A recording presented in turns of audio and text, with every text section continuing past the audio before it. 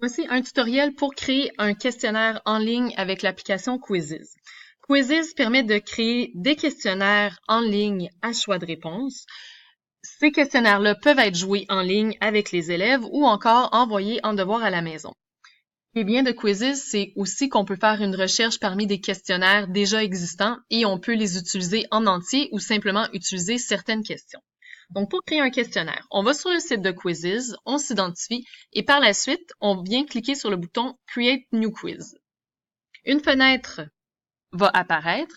On va entrer le titre de notre quiz, par exemple, rime avec les mots. On choisit la langue, en français. On pourrait décider d'ajouter une image pour personnifier ou personnaliser notre quiz. Et ensuite, on clique Sauvegarder. On arrive dans le mode créateur. On clique sur le bouton Créer une nouvelle question. À gauche, c'est moi qui crée la question et à droite, c'est ce que l'élève verrait apparaître sur son écran lorsqu'il va répondre au questionnaire. Alors, en premier, j'écris la question. Donc, par exemple, trouve le mot qui rime avec. Je peux ajouter une image. Je peux ajouter une image autant dans la question que dans les choix de réponse. Donc, je vais aller cliquer sur le bouton image. Je vais aller chercher une image que j'ai déjà enregistrée dans mon ordinateur. Par exemple, une image de citrouille. Alors, trouve le mot qui rime avec la citrouille. Pour mes choix de réponse, je peux écrire des mots ou je peux seulement ajouter des images ou encore je peux mettre les deux. Par exemple, ici, je pourrais aller chercher une image de grenouille qui rime. Alors, on voit que l'élève verra apparaître la grenouille à gauche. Et un autre choix de réponse, par exemple, un requin, comme ça ici à droite. Si je veux pas mettre d'autres choix de réponse, je vais simplement cliquer sur la petite poubelle et j'efface mes options de réponse 3 et 4. Alors, l'élève doit répondre à la question avec deux choix de réponse. Je dois venir sélectionner la bonne réponse, donc c'est la grenouille qui rime avec citrouille. Je peux aussi mettre un temps. Donc, le temps, ce que c'est que lorsque l'élève va voir apparaître la question, le temps que je vais mettre, c'est le temps que la question va rester là avant que l'élève donne une réponse. Donc, si je mets 5 secondes, l'élève a 5 secondes pour trouver le rime. Tandis que je peux mettre un temps exagéré, par exemple 5 minutes. Comme ça devient pas une limitation, ça devient pas un stress. L'élève peut bien prendre son temps pour répondre à chacune des questions. Je clique sur Enregistrer.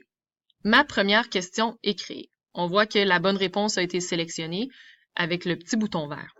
Pour créer une nouvelle question, j'ai plusieurs choix. Je peux peser sur le bouton Créer une nouvelle question. Je peux ajouter un plus en bas. Donc, par exemple, je crée une nouvelle question. Encore une fois, trouve le mot qui rime avec. Je choisis une image. Je vais sélectionner une image. Disons le mot lapin. Qu'est-ce qui rime avec lapin? Premier choix de réponse, je peux mettre un pneu. Comme ça. Deuxième choix de réponse, je vais aller chercher un requin. J'enlève les deux autres choix de réponse. Si, disons que j'ai effacé mes deux choix de réponse, mais que je veux rajouter un troisième choix de réponse, je peux simplement cliquer sur le bouton « Ajouter une option de réponse » et je peux aller chercher un autre choix de réponse, une autre image. Alors, le hibou, voilà, je sélectionne le requin, qui rime avec lapin. Je sélectionne le temps, donc disons 5 minutes, et je clique « Enregistrer ». Ce qui est intéressant aussi dans Quizzes, c'est que si la question se répète toujours, au lieu de cliquer « Créer une nouvelle question », je peux créer le petit bouton ici « Dupliquer ». Donc, ce que ça fait, c'est que ma question se trouve dupliquée. C'était la question précédente. J'ai simplement à changer les images.